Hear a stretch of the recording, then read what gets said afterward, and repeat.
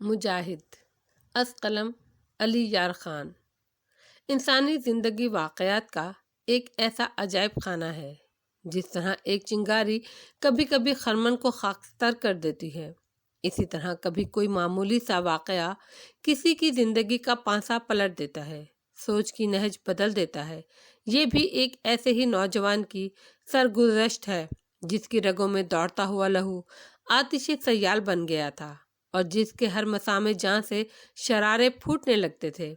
ایک چھوٹے سے واقعے نے اس کے کاروان حیات کی ترتیب ہی بدل دی تھی۔ اس کی نگاہوں میں کچھ اور بھی منزلیں آن بسیں تھیں۔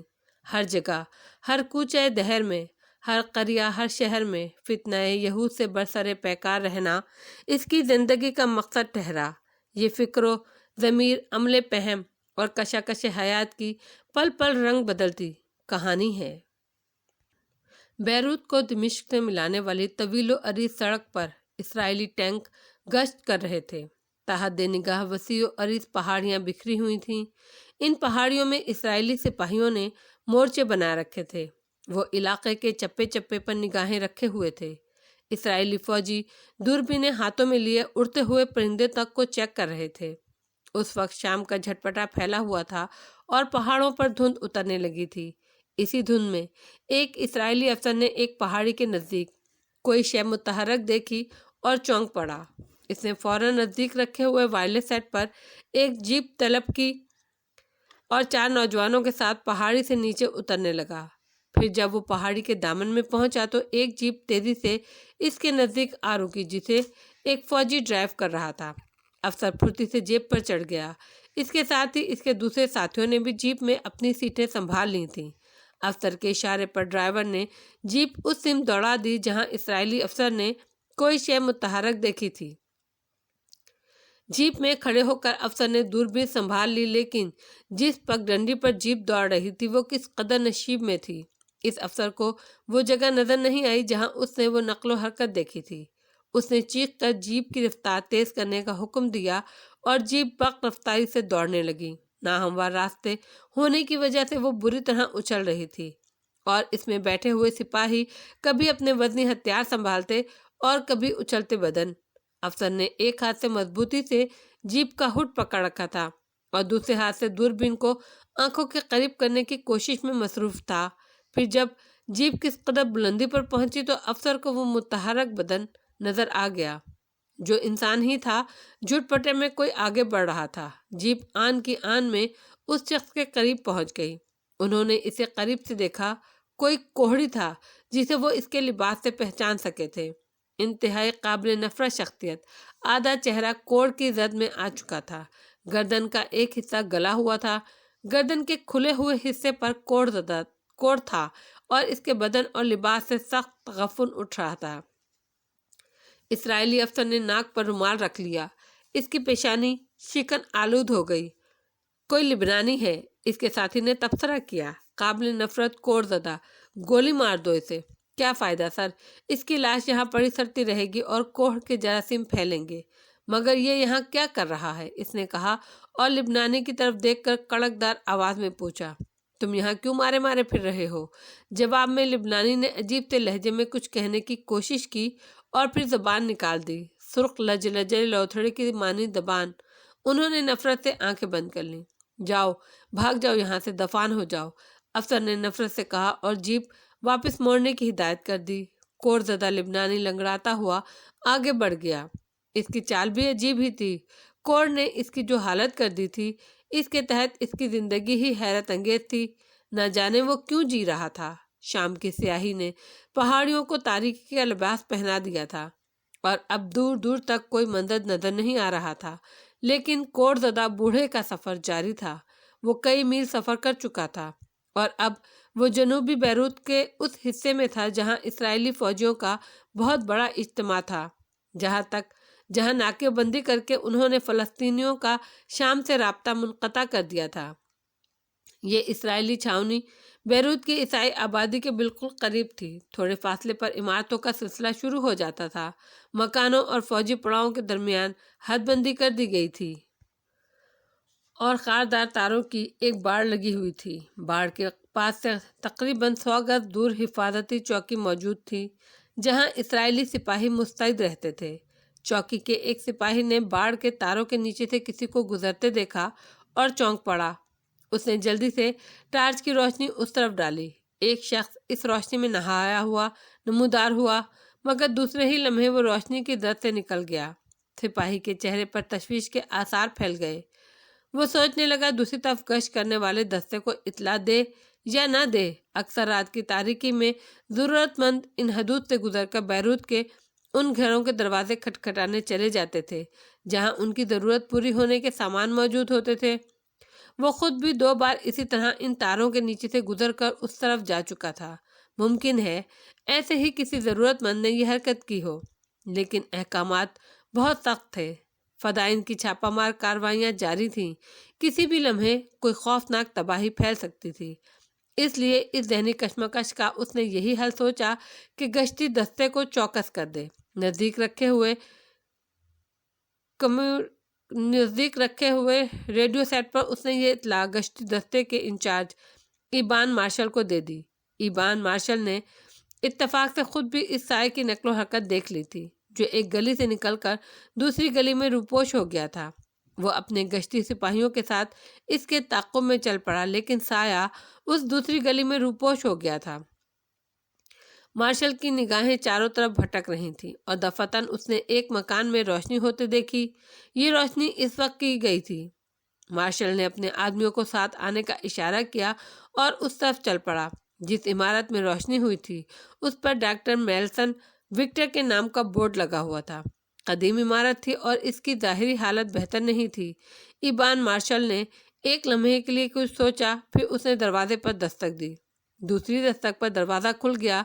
दरवाज़ा खोलने वाली एक बूढ़ी और खमीदा कमर नर्स थी, जिसने चुंधियाई हुई आंखों से इन्हें देखा और खौफजदा लहजे में पूछा। इबान के इशारे पर इसके तमाम साथी नर्स को हटाकर अंदर दाखिल हो गए।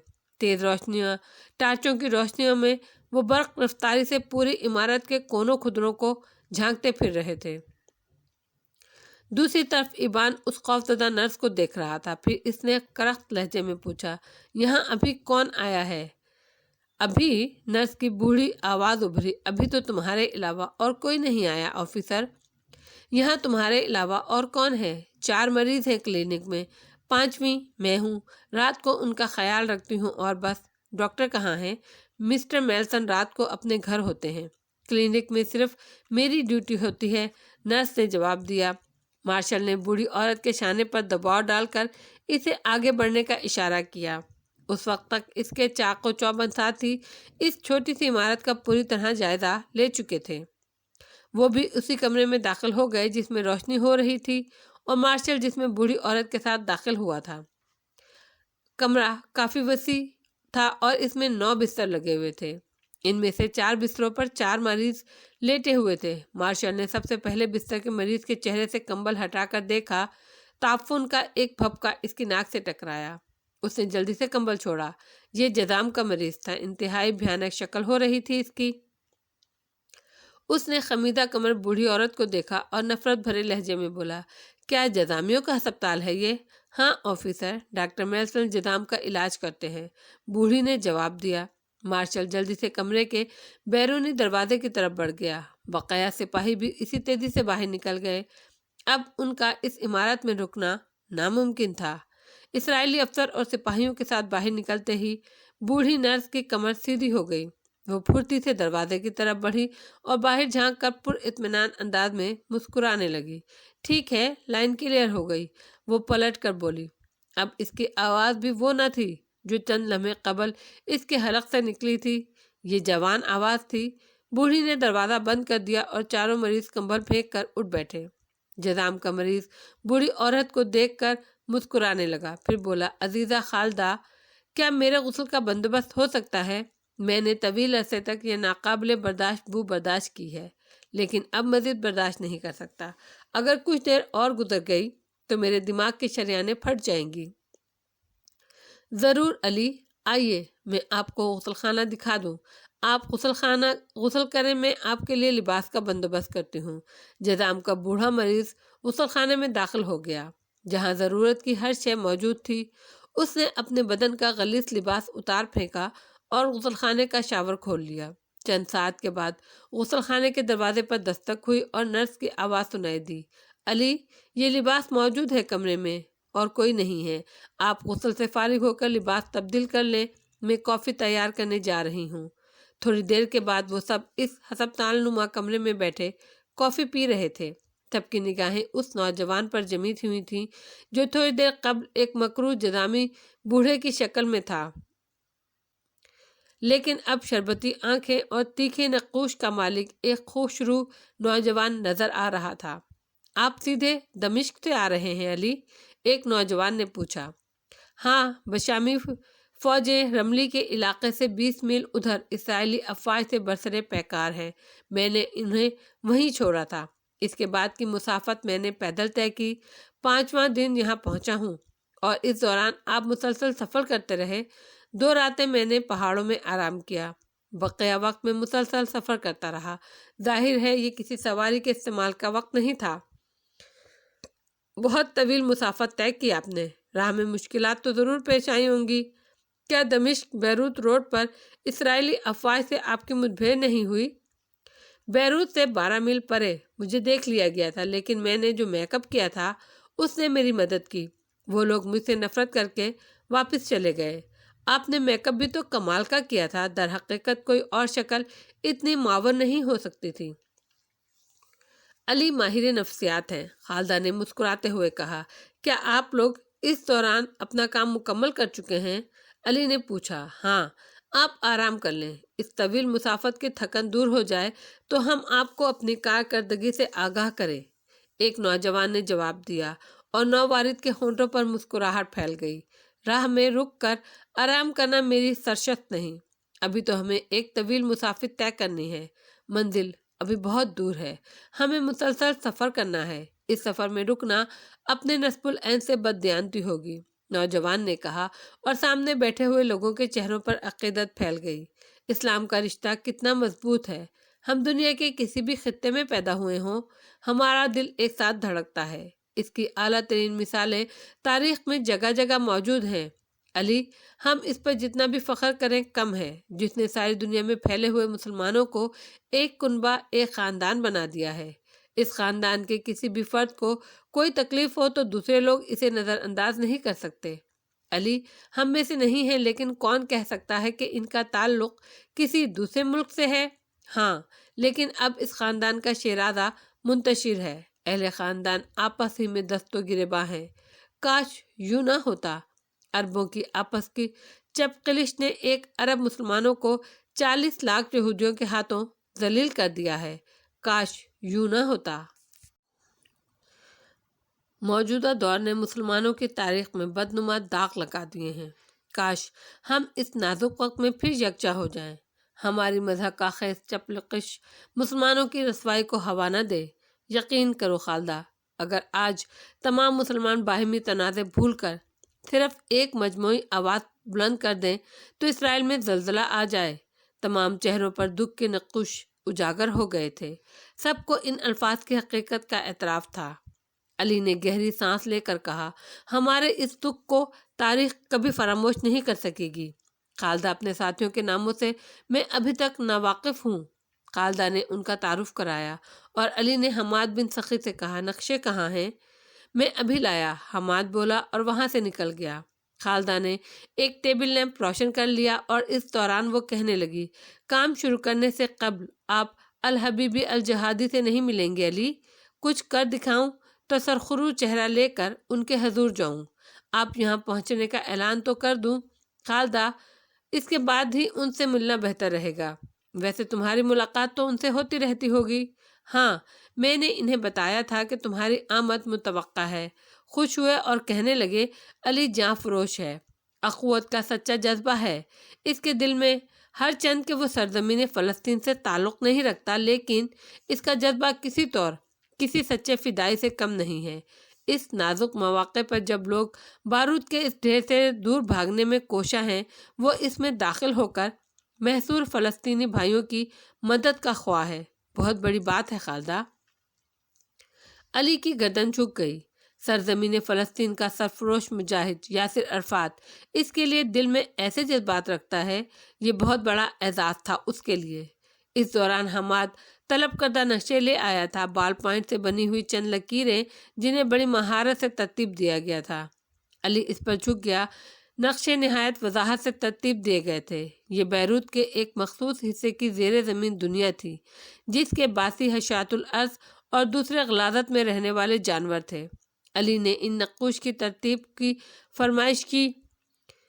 بیروت کی صورتحال بے حد نازک تھی۔ اس بار اسرائیل کے عزام بے حد ناپاک تھے اور ان کا پشت پناہ بھی یہی چاہتا تھا کہ لبنان فلسطینیوں کے جھگڑوں سے ہمیشہ کے لیے پاک ہو جائے۔ فلسطینیوں کیا بلکہ یہ سازش پوری عرب دنیا کے لیے تھی۔ جو عرب کے بیشتر ممالک کی بیشتر مشترکہ کوششوں نے فلسطین کے سینے میں اسرائیل کا خنجر پیوست کیا تھا اور پھر چاروں طرف سے اس نوزائیدہ شیطان کی پرورش کی گئی۔ عربوں نے اس سازش کو محسوس نہ کیا، ورنہ شاید یہ زہریلا سانپ اس قدر طاقتور نہ ہو سکتا تھا۔ بہرحال وہ ہو چکا تھا جو نہیں ہونا تھا، لیکن اگر خوابیدہ لوگ اس پر بھی نہ جاگے تھے اور ان کی یہ گہری نیند آج تک اسرائیلی قزاقوں کے لیے سود مند ہے۔ وہ ایک کے بعد ایک مؤثر کارروائی کر رہے تھے اور نیند کے متوالے سو رہے تھے۔ اس سے قبل بیروت اس قدر خوفناک خطرات سے دوچار نہ تھا جتنا اب تھا۔ وہ پوری طرح اسرائیلی افواج کے حصار میں تھا اور ان حالات میں کسی منظم پروگرام کے تحت کوئی فیصلہ کن کارروائی ناممکن تھی۔ اس لیے علی نے سوچا تھا اپنے طور پر جو کچھ بھی کیا جا سکتا تھا کیا جائے۔ ایسے اقدامات کیے جاتے رہے ہیں جن سے اسرائیلی قوت میں کمی ہوتی رہے، چنانچہ موجودہ پروگرام اسی خیال کا حامل تھا۔ حماد علی کو تفصیلات بتا رہا تھا۔ انہوں نے عمارتیں خالی کر کے ان میں اسلحہ خانے بنائے ہیں تاکہ شہری آبادی کو نشانہ بنانے میں کسی دقت کا سامنا نہ کرنا پڑے، لیکن ابھی تک انہوں نے شہر میں پھیلی ہوئی سیوریج لائن کے جال پر توجہ نہیں دی ہے۔ اس سے قبل ان میں کسی کے ذہن میں یہ خیال آ جائے ہمیں ان کی اس غفلت سے فائدہ اٹھا لینا چاہیے۔ میں نے چند ایسی جگہوں کا تعین کیا ہے جن پر سرخ نشان بنے ہوئے ہیں، مثلاً یہ جگہ، یہ ایک اسکول ہے۔ انہوں نے اسے خالی کرا کر اس میں بہت بڑا اسلحہ خانہ بنایا ہے، لیکن اسکول کے پارک میں اس جگہ جہاں اسلحہ خانہ ہے ایک گٹر کھلتا ہے جس پر لوہے کا جال ہے۔ بہت خوب، اسرائیلی سپاہی یوں بھی اندر نہیں رہتے ہوں گے، باہر ہی سے اسلحہ خانہ کی حفاظت کرتے ہوں گے۔ یقیناً، حماد نے جواب دیا۔ تب پھر مناسب وقت ہے۔ میرے خیال میں ہمیں اس زمین دوز دنیا کی سیر آج ہی کر لینی چاہیے، کیوں خالدہ؟ ہاں، میں تیار ہوں، خالدہ نے جواب دیا۔ تھوڑی دیر کے بعد وہ مخصوص لباس میں ملبوس ہو کر باہر نکل آئے اور تاریک گلیوں میں حفاظتی گشتی دستوں کی نگاہوں سے بچتے ہوئے ایک ایسی جگہ جا نکلے جہاں گٹر کا جوائنٹ تھا۔ نیچے پانی بہنے کی آوازیں سنائی دے رہی تھیں۔ انہوں نے ماسک چہرے پر چڑھائے اور پھر ایک ایک کر کے اس میں اترتے گئے۔ گندا پانی ٹخنوں سے اوپر نہیں تھا، لیکن تعفن ہے بے پناہ تھا۔ اگر گیس ماسک چہرے پر نہ ہوتے تو شاید وہ ایک لمحہ بھی یہاں زندہ نہیں رہ سکتے تھے۔ مین ہال سے کافی دور پہنچ کر انہوں نے طاقتور ٹارچیں روشن کر لیں۔ ان کی روشنی میں وہ آگے بڑھنے لگے۔ گٹر کی دیواروں میں بنے ہوئے سوراخوں سے گٹر کے مکین کیڑے مکوڑے حیران آنکھوں سے انہیں دیکھ رہے تھے۔ انہیں تعجب تھا کہ یہ نفاست پسند مہمان ان کی دنیا میں کہاں سے آ گئے۔ حماد رہنمائی کر رہا تھا اور وہ پیچ در پیچ راستوں سے گزرتے ہوئے آگے بڑھ رہے تھے۔ پھر ایک دو شاخے سے گزر کر وہ بائیں سمت مڑ گئے جہاں خشک لائن چلی گئی تھی۔ راستے میں بہت سے مین ہال آئے جہاں سے گزرتے ہوئے وہ ٹارچیں بجھا لیتے تھے۔ بالآخر وہ جگہ آ گئی جہاں کی نشاندہی کی گئی تھی۔ لوہے کی مضبوط جال کو کاٹنے کے اوزار ان کے ساتھ تھے۔ تمثیل لوہے کو جال کاٹنے لگا اور اس میں اتنی جگہ بنائی گئی کہ وہ بآسانی باہر نکل سکیں۔ باہر نکل کر وہ اسلحہ خانے کے پاس پہنچ گئے۔ ایک موٹا سا تالا اسلحہ خانے کے دروازے پر پڑا تھا۔ اسے کھولنے میں کافی دقت ہوئی، لیکن بالآخر وہ اس کوشش میں کامیاب ہو گئے۔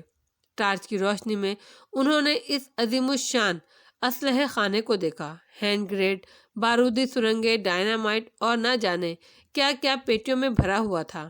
کاش کسی طرح یہ سارا اسلحہ مجاہدین کے لیے حاصل کیا جا سکتا، خالدہ نے حسرت بھرے لہجے میں کہا۔ یہ ممکن نہیں ہے خالدہ، لیکن اگر ہم اسے مجاہدین کے خلاف استعمال ہونے سے پہلے ہی ناکارہ کر دیں تو یہ بھی ایک بہت بڑا کام ہوگا۔ پھر کیا خیال ہے؟ آج رات نہیں، ہمیں دوسری جگہیں بھی دیکھ لینی چاہیے۔ کل ہم اپنی کارروائی کا آغاز کر دیں گے، علی نے کہا۔ یہ ساری رات انہوں نے غلیظ گٹر لائنوں کی سیر کرتے ہوئے گزاری، بہت سی اہم جگہوں کو اپنی نگاہوں سے دیکھا۔ اس کے بعد وہ واپس چل پڑے۔ اس پیچ در پیچ گٹر لائنوں میں بھٹک جانا مشکل نہیں تھا، لیکن حماد کی ذہانت نے ایسا نہ ہونے دیا اور وہ کلینک کی عمارت میں واپس آ گئے۔ یہاں انہیں مریضوں کے لباس پہننے پڑے۔ دن کی روشنی میں اس عمارت میں ایسے ہی رہا جا سکتا تھا۔ خالدہ پھر سے بوڑھی نرس بن گئی۔ اس کے سپرد ان لوگوں کو غذا کی فراہمی کی ذمہ داری بھی تھی۔ چنانچہ اس نے ان چاروں مریضوں کو کھانا دیا اور اس کے بعد وہ گہری نیند سو گئے۔ سر شام ہی انہوں نے آج رات کی کارروائیوں کی پلاننگ شروع کر دی۔ آج وہ اپنے اہم کارنامے انجام دینا چاہتے تھے۔ اس سے قبل کہ اسرائیلی کسی طور اپنی پوزیشن تبدیل کر لیں، ہمیں ان کے اسلحہ خانے تباہ کر دینے چاہیے۔ فائز نے اپنی رائے پیش کی۔ میرا بھی یہی خیال ہے۔ میرے خیال میں یہ سب سے بڑا اسلحہ خانہ ہم نے وہیں دیکھا ہے جو اسکول کی عمارت میں ہے۔ ہاں، اس کے علاوہ وہ آفیسر میس بھی توجہ کے قابل ہے۔ ان چند جگہوں کی تفصیلات نوٹ کر کے ایک لاہے عمل ترتیب دے لیا جائے۔ اس کا فیصلہ آپ کریں گے مسٹر علی، خالدہ نے کہا۔ کوئی مشکل مرحلہ نہیں ہے۔ حماد کی ڈیوٹی یہ ہوگی کہ جس وقت ہم لوگ اسلحہ لے کر آگے بڑھ جائیں اور وہ یہ اندازہ لگا لیں کہ اب ہم دور نکل گئے ہیں تو وہ اس اسلحہ خانے کو تباہ کر دیں اور خود واپس چل کر یہاں آ جائیں۔ فائز اس اسلحہ خانے کو تباہ کریں گے جو پوائنٹ نمبر 3 پر ہے۔ تمثیل اور سمد ابدال پوائنٹ نمبر 2 تباہ کریں گے۔ میں اور خالدہ آفیسر میس کو تباہ کریں گے اور اس کے بعد اپنے ٹھکانوں کو واپس چل پڑیں گے۔ مناسب ہے، اس سلسلے میں اپنی گھڑیاں ملا لی جائیں اور وقت کا تعین کر لیا جائے۔ نہایت مناسب ہے۔ سب نے کلائی پر بندھی ہوئی گھڑیاں ملا لیں اور اس کے بعد دوسری تیاریوں میں مصروف ہو گئے۔ رات کو 11 بجے وہ عمارت سے باہر نکل آئے اور اپنے مرکز کی طرف چل پڑے۔ قرب و جوار میں سناٹا تھا۔ کہیں دور سے گولیاں چلنے کی آوازیں سنائی دے رہی تھیں، لیکن یہ آوازیں کوئی اہمیت نہیں رکھتی تھیں۔ اس سے دور جانے کیا کیا ہو رہا ہوگا۔ مین ہال سے وہ اندر داخل ہو گئے اور پھر اس مخصوص راستے سے گزرنے لگے جس سے وہ پہلی بار گزر چکے تھے۔ ٹارچیں روشن تھیں اور وہ دیواروں پر ہاتھ لگائے بغیر آگے بڑھ رہے تھے۔ پھر وہ ایک لائن سے دوسری کی طرف مڑے ہی تھے کہ دفعتاً گولیاں چلنے کی آوازیں سنائی دیں۔ آوازیں اوپر سے آئی تھیں اور پھر اچانک کسی نے اس گٹر کا ڈھکن اٹھایا جس سے چند گز کے فاصلے پر یہ لوگ موجود تھے۔ انہوں نے ٹارچیں یکدم بجھا دیں۔ اوپر سے روشنی اندر آئی تھی، پھر 2 پاؤں نیچے لٹکے، لیکن اسی وقت گولیوں کی ایک باڑ پھیلی اور لٹکے ہوئے دونوں پاؤں تشنجی انداز میں ہلنے لگے اور پھر خون کی دھاریں نیچے گٹر میں گرنے لگیں۔ اس کے ساتھ ہی دوڑتے ہوئے لوگوں کی آوازیں نزدیک آ گئی تھیں۔ کھینچ لو، اوپر کھینچ لو، ایک اور آواز ابھری۔ دونوں پاؤں اوپر چلے گئے۔ سب دم بخود تھے۔ صورتحال بے حد خوفناک ہو گئی تھی۔ ان کے کان اوپر کی آوازوں پر لگے ہوئے تھے۔ 2 تھے، ایک کہاں گیا؟ شاید گٹر میں اتر گیا ہو، کسی نے کہا اور تیز روشنی اندر ڈالی گئی۔ اب کیا کیا جائے؟ نیچے اترنا پڑے گا، جواب ملا۔ ان کی روح فنا ہو گئی۔ اگر وہ لوگ نیچے اتر آتے تو بچنا محال ہو جاتا۔ اسی غلاظت میں فنا ہو جاتے وہ۔ پھر اوپر سے آواز آئی، تمہیں دیکھ لیا گیا ہے، باہر آ جاؤ ورنہ اسی گٹر میں تمہاری قبر بنا دی جائے گی۔ اور خالدہ نے علی کا بازو پکڑ لیا۔ میں جا رہی ہوں علی، خدا حافظ۔ کہاں خالدہ؟ علی نے چونک کر سسراتے لہجے میں پوچھا۔ اس کے علاوہ کوئی چارہ نہیں ہے علی، ان کے ذہن میں صرف ایک آدمی ہے جو اس گٹر میں اتر گیا ہے۔ اگر وہ نیچے آ گئے تو ہمارا سارا پلان فیل ہو جائے گا۔ میں خود کو ان کے حوالے کرنے جا رہی ہوں تاکہ ان کا شبہ رافع ہو جائے۔ اس پلان پر عمل میری زندگی سے قیمتی ہے۔ اللہ حافظ۔ علی دل محسوس کر رہ گیا، لیکن خالدہ کا کہنا درست تھا۔ اس سے قبل کہ وہ کچھ اور کہہ سکتا، خالدہ ٹارچ کی روشنی کی زد میں پہنچ گئی۔ اس نے کمزور آواز میں کہا، میری مدد کرو، میں باہر آ رہی ہوں، مجھے باہر نکالو۔ اس نے دونوں ہاتھ اوپر اٹھائے اور چند لمحات کے اندر اندر وہ اوپر کھینچ لی گئی۔ سب کے دل خون ہو کر رہ گئے، لیکن صورتحال ایسی ہی نازک تھی کہ کچھ نہیں کیا جا سکتا تھا और कौन है नीचे, पूछा गया। आह, आदर कहाँ है? क्या तुमने उसे गोली मार दी? खालिदा की रोती हुई आवाज उभरी और फिर शायद वो चीख मारकर ऊपर पड़ी हुई लाश से लिपट गई। इसके रोने की आवाजें आ रही थीं। कत्ल कर दिया तुमने इसे, मार डाला मेरे आदर को। तुम लोग इंसान नहीं हो, वहशी दरिंदे हो। कौन है ये तेरा? ये मेरा मंगेतर है। तुम्हारा क्या बिगाड़ा था हमने?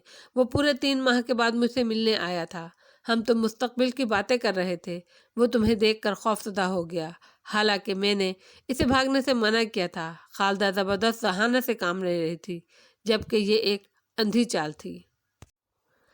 मुमकिन है सूरत हाल कुछ और हो, किसी ने कोई जुमला कहा और चंद कहे उभर कर गटर के अंदर तक आए। फिर गटर के खुले हुए ढक्कन को उन्होंने बराबर कर दिया। बाहर की आवाज़ें मफकूद हो गईं, गोया खालिदा की कुर्बानी रायगा नहीं गई थी। लेकिन अब इसका क्या होगा? वो इस्राएली सिपाहियों के हाथ लग गई है। और इससे आगे सोचते हुए इनके जहन पिघलने लगते थे। आग से भरने लगती थी इनके वजूद में। एक अजीब सानहे ने इनके जहन मफलूज कर दिए थे। देर तक ये कैफियत रही। फिर हमाद ने अली के शाने पर हाथ रखते हुए कहा, हमें देर नहीं करनी चाहिए अली। हमारा मिशन एक जिंदगी से ज़्यादा कीमती है। पूरे बैरूत में आग लगी हुई है। सरफरोश चप्पे चप्पे पर जान की बाजी लगाए हुए हैं। हर जगह खून ही खून है। हर मुजाहिद अपने मिशन को ज़िंदगी से ज़्यादा कीमती समझता है। न जाने किस किस की कुर्बानी देनी पड़े, इसलिए मिशन जारी रखे जाए। खुदा का नाम लेकर आगे बढ़ो। खालिदा अपना मिशन पूरा कर चुकी है। उसने अपनी ज़िंदगी दांव पर लगाकर हमें इस मुहिम की नाकामी को ख़त्म करने का मौका फराहम किया है। हम इसे ज़ाया नहीं करेंगे। और इसमें नई ज़िंदगी की दौड़ और इनमें सब में नई ज़िंदगी दौड़ गई। वो आगे बढ़ गए और फिर हमाद ने उस पहली जगह की निशानदही की जहाँ से इन्हें असलाहा हासिल करना था। एक इंसानी ज़िंदगी की कुर्बानी देकर वो इस मनहूस जगह पहुँचे थे। हाँ, खालिदा के बारे में क्या कहा जा सकता था कि इसराइली कुत्तों ने इसके साथ क्या सलूक किया हो। वो जुल्म करने में नाजियों को भी पीछे छोड़ गए थे। नाजी बर्बरियत इनके सामने कोई हैसियत नहीं रखती थी। लाखों मिसालें सामने आ चुकी थीं। मुहिब्बे वतन फ़लस्तीनी लड़कियां इनकी बहीमियत का शिकार होती थीं, लेकिन जज्बा हुर्रियत और उभरता था।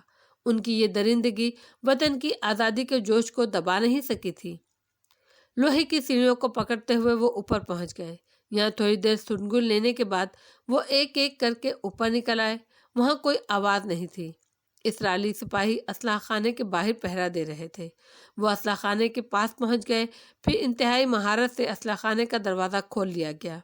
तारीख असलाह खाना इनके सामने था। बारीक रोशनी वाली टार्चों की मदद से उन्होंने असलह खाने की तलाशी ली। फिर अपने साथ लाए हुए हल्के औजारों से असलहे की पेटियां खोलने लगे। डायनामाइट सेट किया। जदीद तरीन अमरीकी असलाह दस्ती बम नित नए साख्त के, जिन्हें उन्होंने जिंदगी में पहली बार देखा था। अमेरिका ने अपने इस लाडले बच्चे को सारे खतरनाक खिलौने फराहम कर दिए थे। कोई कसर नहीं छोड़ी थी उसने। जिस असले के बारे में इन्हें मालूमात न थी वो उन्होंने साथ न लिया। अलबत्ता उसे इस असले खाने को तबाह करने के लिए इस्तेमाल किया जा सकता था। जितना असलहा वो ले जा सकते थे वो दूसरी जगह इस्तेमाल करने के लिए हासिल कर लिया गया। अब हम अपने काम के लिए तैयार हैं हमाद, अली ने कहा। और मैं भी, हमाद मुस्कुरा कर बोला। तो तुम हमें 20 मिनट का वक्फा दोगे। ठीक 20 मिनट के बाद तुम बारूद के इस ढेर में शोला लगा देना और फिर यहाँ से निकल जाना। तुम्हें वापस क्लिनिक पहुँचना है। खुदा हाफिज, हाफिज नासिर, हमाद ने कहा। उसे अंदाज़ा था कि असले के इस ढेर को आग लगाकर यहाँ से निकलना इतना आसान नहीं होगा, लेकिन अगर कोई मिशन सामने हो तो ज़िंदगी मौत की क्या हैसियत रखती है। कोई और तरकीब होती तो असला खाना उड़ाने की तो वो ज़िंदगी बचाने की ज़रूर कोशिश करता, लेकिन वो कहीं और काम आ जाती। लेकिन कोई तरकीब थी ही नहीं। घड़ी में वो वक्त देखता रहा। फिर जब 20 मिनट पूरे हो गए तो उसने ज़मीन पर बैठकर सजदा शुक्र अदा किया। फिर माचिस जलाकर बारूद पर उछाल दी। जो ही बारूद ने शोला पकड़ा उसने बाहर छलांग लगा दी, लेकिन बारूद की कारकर्दगी इसकी रफ्तार से ज़्यादा तेज थी। एक खौफनाक गरज हुई और असलहा खाने की दीवारें फिजा में नाचने लगीं। उसने खुले हुए गटर में छलांग लगा दी, लेकिन दूसरा धमाका हुआ और ज़मीन ने इसे फिजा में उछाल दिया। तारीक रात में पुरहौल, गर्ज और रोशनी फैल गई।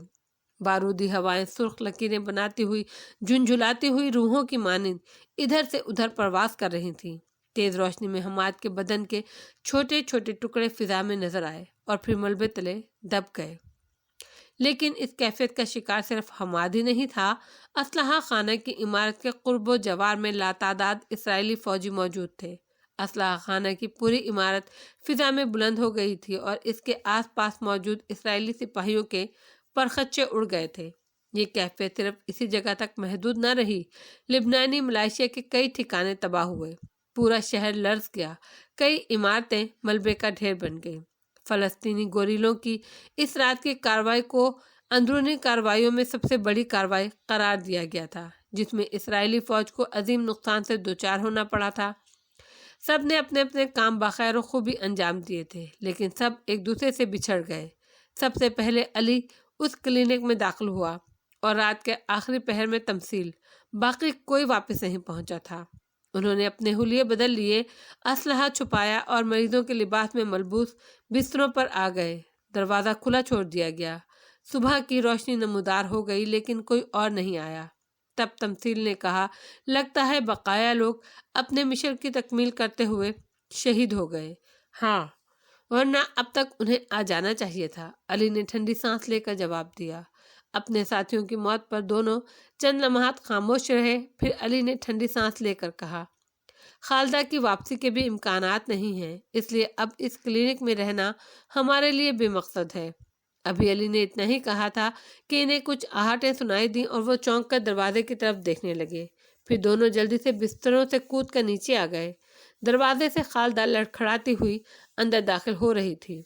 उन्होंने इसे सहारा दिया और बिस्तर तक ले आए। पानी पानी पिला दो अली, खालदा ने उखड़ी हुई सांसों के दरमियान कहा और तमसील पानी लेने दौड़ गया। अली की आंखों में हमदर्दी के आसार थे। खालदा की हालत इसकी कहानी आया थी, कुछ पूछने की जरूरत नहीं थी। फटा हुआ लिबास, जगह जगह खून की लकीरें, वहशतज़दा चेहरा, बिखरे बाल जो जगह जगह से नुचे हुए थे, इसराइली दरिंदों की फतह का निशान बने हुए थे। खालदा ने पानी पिया तो इसके हवास बहाल हुए। उसने फीकी सी मुस्कुराहट के साथ इन्हें देखा और कमजोर आवाज में बोली, मुबारक हो अली, शानदार कामयाबी मुबारक हो। दूसरे लोग नहीं आए? हाँ खालदा, वो शायद अपने मिशन की तकमील करके वापस लौट गए। तमसील लरसती आवाज में बोला, मैं भी जा रही हूँ। खुदावंदे आलम फ़लस्तीन की आज़ादी अता फरमाए। बैतुल मुक़द्दस एक बार फिर मेरे खुदाया, एक बार। खालदा की सांस उखड़ने लगी। अली ने इसके सर पर हाथ रख दिया। इसकी आंखों में खून की लकीरें, सुर्खियां लहरा रही थी। फिर इसने खालदा की खुली हुई आंखें बंद की। तमसील की आंखों से दो आंसू टपके और खालदा के खूबसूरत बालों में जज्ब हो गए। दोनों खामोश थे। यह खामोशी देर तक तारी रही। फिर तमसील ने कहा, आओ अली, खालदा की लाश को दफन कर दें। वक्त है और हम ये काम कर सकते हैं। इसे क्लिनिक के सहन में सुपुर्द खाक कर दिया जाए। अली ने गहरी सांस ली और उठकर खड़ा हुआ, लेकिन जो ही दोनों ने अंदरूनी कमरे के दरवाजे से बाहर कदम रखा, चौंक पड़े। एक इसराइली अफसर और चंद सिपाही ब्रेन गने ताने खड़े थे। वो इन्हें कड़ी निगाहों से घूर रहे थे। इसराइली अफसर ने तुर्श लहजे में कहा, एक लड़की इस इमारत में दाखिल हुई थी, कहाँ है वो? दोनों खामोशी से उन सिपाही को घूर रहे थे। तुम लोग कौन हो? इसराइली अफसर धाड़ा और तमसील अपने जोश पर काबू नहीं रख सका। मौत। उसके हलक से गुर्राहट निकली और उसने लपक कर इसराइली अफसर का नरखरा दबोच लिया। इसराइली अफसर के हाथ में दबी हुई ब्रेन गन की गोलियों ने तमसील के सीने में खून उगलती सुरंग बना दी, लेकिन तमसील की उंगलियां इसके नरखरे में ऐसी पैवस्त हुई थीं कि इसराइली अफसर की आंखें बाहर निकल आईं। कई इसराइली सिपाहियों ने आगे बढ़कर अली को दबोच दिया ताकि वो कोई और कार्रवाई ना कर सके। बहुत से सिपाही तमसील के बदन को इसराइली अफसर के बदन से जुदा करने की कोशिश करने लगे और बामुश्किल तमाम इसमें कामयाब हो सके। इसराइली अफसर लड़खड़ाकर नीचे गिरा और फिर 2-3 बार उठने की कोशिश करके बेहोश हो गया। अली के सर पर राइफल का कुंदा मारकर बेहोश कर दिया गया और वो पूरे मकान में फैलकर उसकी तलाशी लेने लगे। फिर बेहोश अली को बालों से पकड़कर घसीटते हुए बाहर ले आए। سرزمین لبنان بے شمار تاریخی واقعات سے بھری پڑی ہے۔ شاید ہی کسی دوسرے علاقے میں تاریخ نے اتنی تیزی سے کروٹ بدلی ہو۔ ہزاروں سال قبل یہاں کے باشندے ساحل اور اس کے اندرونی میدانوں میں رہتے تھے۔ گھر بنانے کا شعور نہیں تھا اور غاروں میں زندگی بسر کرتے تھے۔ بیروت سے چند میل شمال میں کلب کے دہانے پر ایک عظیم الشان پہاڑ سمندر میں کسی قدر آگے بڑھ کر ختم ہوتا ہے۔ اس پہاڑ کی چوٹی پر 19 کتب نصب ہیں، جن میں 8 زبانیں استعمال کی گئی ہیں۔ سب سے پہلے مصری، پھر اشوری اور بابلی، اس کے بعد یونانی اور لاطینی، اور آخر میں فرانسیسی، انگریزی اور عربی۔ یہاں ایک تنگ درہ ہے جہاں سے اچھلتا ہوا پانی دکھتا ہے اور کثیر تعداد ناکام ہوتی رہتی ہے۔ مقامی باشندے اپنا دفاع کرتے رہے۔ یہاں ایک تنگ درہ ہے جہاں سے حملہ آوروں کی کثیر تعداد ناکام ہوتی رہی اور مقامی باشندے اپنا دفاع کرتے رہے۔ سب سے پہلے یہاں داخل ہونے والا شخص میسن ثانی تھا، جو 13ویں صدی قبل مسیح میں گزرا ہے۔ اس کے بعد نینوا کے بادشاہ اسحردو نے اسے فتح کیا، پھر بخت نصر، سلطان سلیم، البینی اور گاورائے یہاں پہنچے، اور آخر میں شہنشاہ مارکس لینی ایپٹونس کی حکومت قائم ہوئی۔ سکندر اعظم اور سلطان صلاح الدین کے نام بھی فاتحین میں شامل ہیں، لیکن انہوں نے اپنی کوئی یادگار یہاں نہیں چھوڑی۔ لبنان کو کئی لحاظ سے اہمیت حاصل ہے۔ وہ اس چھوٹے سے حصے کا ایک ٹکڑا بھی ہے جسے ارض مقدس کہا جاتا ہے۔ اس کی برف پوش چوٹیوں کو دور سے دیکھا جائے تو روحانیت کا پیکر نظر آتی ہیں۔ اس کی وادیاں حضرت عیسیٰ کے وعد سے بہرہور ہیں۔ حضرت عیسیٰ خود لبنان کے جنوبی ساحل پر تشریف لے گئے تھے۔ کتاب مقدس بابل لبنان کے ایک قصبے بیبلوس سے منسوب ہے۔ پہاڑ لبنان سے اسی طرف منسوب ہیں جس طرح صحرا عرب سے، دریائے نیل مصر سے، مغربی سلسلہ کوہ اصل لبنان ہے۔ رومیوں کے زمانے سے یہ اسی نام سے منسوب رہا ہے، اور یہ نام ایک سامی لفظ سے مشق ہے جس کا مطلب ہے دودھ کی مانند سفید۔ یہ اشارہ برف پوش چوٹیوں کی طرف ہے جو سال میں 6 مہینے سفید نظر آتی ہیں۔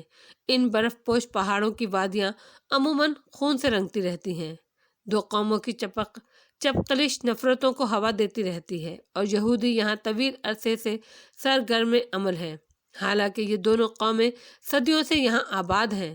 مسلمانوں نے غیر مسلم اقلیتوں کو پوری مذہبی آزادی دے رکھی تھی۔ عیسائی مسلمان حکومتوں میں اپنے مناصب پر فائز ہوتے تھے۔ صلیبی جنگوں میں عیسائیوں کا کردار بہتر نہیں تھا، اس کے باوجود جہاں حالات خراب نہ ہوئے، لیکن پھر نفرت کی یہ مہم تیز کر دی گئی۔ غیر ملکی مشینریوں نے شام سے اپنے عمل کا آغاز کیا، جس کے درپردہ یہودی ذہن کام کر رہا تھا۔ بیروت کو مرکز بنایا گیا۔ اس وقت بیروت کی آبادی صرف 9,000 تھی۔ ابراہیم پاشا کی روادارانہ پالیسیوں نے اس مشینریوں کو فائدہ پہنچایا اور ان کا جال وسیع تر ہوتا گیا، اور فرانس نے لبنان سے جاتے ہوئے اس نفرت کو مستحکم کر دیا۔ آزادی کے بعد دونوں قوموں میں خون ریز تصادم ہوئے، لیکن اسرائیل کو بدترین ہضمیت اس وقت اٹھانی پڑی جب فلسطینیوں کو یہاں آباد ہونے کی اجازت مل گئی۔ فلسطینی چھاپہ ماروں کے مسئلے پر بھی خانہ جنگی ہوتے ہوتے بچی تھی۔ لبنانی حکومت اسرائیل کی شہ پر چھاپہ ماروں کو یہاں سے نکالنا چاہتی تھی، لیکن مسلمان اکثریت ان کی حمایت ہی تھی۔ بالآخر جمال عبد الناصر کی مداخلت سے فلسطینی چھاپہ مار اور لبنانی افواج کے درمیان سمجھوتا ہو گیا۔ چھاپہ ماروں کا وجود سرزمین لبنان پر قبول کر لیا گیا۔ یہودی سازش ناکام ہو گئی تھی، لیکن اسرائیل آتش انتقام میں جل رہا تھا۔ لبنان اگر فلسطینیوں سے خالی ہو جائے تو شرق اوسط میں ناپاک سازشوں کے راستے کھل جاتے ہیں، اور آج بھی اسرائیل اپنی فرعونی قوتوں کے شورش کے ذریعے فلسطینیوں کو لبنان سے نکال پھینکنے میں کوشاں ہے۔ فدائین بقا کی جنگ لڑ رہے ہیں، ناقابل یقین قربانیاں دی جا رہی ہیں۔ بیروت جہنم بنا ہوا ہے۔ اسرائیل سرتوڑ کوشش میں مصروف ہے۔ تل ابیب، بیر شبہ، اشجر اور سمق میں قیدیوں کے لیے خصوصی کیمپ بنائے گئے ہیں۔ ان کیمپوں میں اسرائیلیوں نے نازی یادگاریں اکٹھی کی ہیں۔ فلسطینی بے گھروں کے لیے اذیت رسائی کے جدید ترین انتظامات کیے گئے ہیں۔ علی کی آنکھ بھی ایسے ہی ایک کیمپ میں کھلی تھی، کھردری زمین پر، جہاں سے کنکر پتھر بھی صاف نہیں کیے گئے تھے۔ वो चित पड़ा हुआ था। कोई तंगो तारीख बैरक थी जिसकी दीवारें और छत नजर नहीं आ रही थी। एक घुटन का एहसास था जो इसे होश में लाया था। गुजरे हुए वाकयात ने इसके जहन पर यलगार की तो वो उठकर बैठ गया। इसके तमाम साथी काम आ गए थे, तन्हा वही बचा था। लेकिन इसके जहन में खौफ या बेबसी का कोई एहसास नहीं था। इसने तो अपनी जिंदगी वक्फ कर दी थी एक मकसद के लिए, और अब ये मकसद ही इसके लिए जिंदगी था। न जाना कितना वक्त गुजरा, फिर बैग के दरवाजे पर कोई आहट सुनाई दी और इसके बाद दरवाज़ा खुल गया। 4 इस्राएली सिपाही अंदर दाखिल हुए। उन्होंने इसे बाजू से पकड़कर उठा लिया। जबान से एक लफ्ज़ कहे बगैर वो इसे घसीटते हुए बाहर ले गए। चारों तरफ खौफनाक सन्नाटा मुसल्लत था। बाहर लाकर इसके हाथों में हथकड़ियाँ और पैरों में बेड़ियाँ डाल दी गई। इसके बाद इसे एक खुली हुई जीप में बिठाकर कहीं ले जाया गया। रात का वक्त था, कोई शय नजर नहीं आ रही थी। इस्राएली सिपाही चौकस थे। तकरीबन 1 घंटे के सफ़र के बाद वो एक पथरीली इमारत में दाखिल हो गए। फिर इसे जीप से उतारकर एक कमरे में ले जाया गया जिसमें एक मेज़ पड़ी हुई थी और इसके गिर्द पड़ी हुई कुर्सियों पर 3 इस्राएली अफसर बैठे हुए थे। कमरे में तेज़ रोशनियां जल गईं और वो लोग इस रोशनी में इसका जायजा लेने लगे। फिर उनमें से एक ने कहा, लिबनानी नहीं है, शायद ईरानी हो। ईरानी भी नहीं मालूम होता। अरब नहीं है, ये बात मैं दावे से कह सकता हूँ। बैरूत से गिरफ्तार हुआ है। ख्याल है ये असलहा खाना उड़ाने की कार्रवाई में मुलविस था। क्या ये दुरुस्त है? सवाल किया गया। अली खामोशी से उनकी शक्लें देखता रहा। क्या ये दुरुस्त है? इस बार इस्राएली अफसर की आवाज़ बेहद करख्त थी, लेकिन अली ने इस बार भी कोई जवाब नहीं दिया। इस्राएली अफसर की हुनकार गुस्से में डूबी हुई थी। तुम्हारा क्या ख्याल है? तुम जबान बंद रखने में कामयाब हो जाओगे? नामुमकिन। हमारे पास ऐसे ऐसे ज़राए मौजूद हैं कि मुर्दे भी बोल उठे। मैं तुम्हें मशवरा देता हूँ, जबान खोल दो। मुमकिन है तुम्हारे साथ कोई रियायत हो जाए। अली के होठों पर मुस्कुराहट फैल गई। ये लोग इसके बारे में नहीं जानते थे, कुछ भी नहीं जानते थे। अगर जान जाते तो शायद इस तरह पुरसुकून ना बैठे होते। खलबली मच जाती उनमें। शायद वो इसकी गिरफ्तारी पर जश्न मनाते, खुशियां मनाई जाती, एक दूसरे को मुबारकबादें दी जाती और वो समझते उन्होंने एक बड़ा कारनामा अंजाम दिया है। क्या तुम अब भी जवाब नहीं दोगे? इस्राएली अफसर ने पूछा। लेकिन अली खामोश रहा। ठीक है, इसे बैरक नंबर 21 में पहुंचा दो। सुबह को इसके लिए दूसरे इंतजामात किए जाएंगे। सिपाही अली के चारों तरफ फैल गए। हथकड़ियों और बेड़ियों समेत इसे बाहर लाया गया और फिर तकरीबन 200 गज का फासला तय कराकर वो इसे एक कोठरी के पास ले गए। पहले क़यामगाह की निस्बत ये कोठरी कुशादा थी और यहाँ चारपाई मौजूद थी जिस पर गद्दा भी पड़ा हुआ था। सिपाहियों ने इसकी हथकड़ियाँ और बेड़ियाँ खोल दी और इसे कोठरी में छोड़कर बाहर निकल गए। Barrack number 21। अली के होठों से बुड़बुड़ाहट निकली और वो चारपाई पर बैठ गया। मैं कौन हूँ? वो जानना चाहते हैं। मैं कौन हूँ? मैं पाकिस्तानी हूँ। हाँ, पाकिस्तान मेरा वतन है। पाकिस्तान। इसके कानों में बंसी की मधुर ताने गूंजने लगी। बैलों के गले में पड़ी हुई बंधी हुई घंटियों की आवाज़ें बांसुरी की उन तानों में घुल गईं। मेरा वतन, मेरा वतन, मेरा चमन, पाकिस्तान।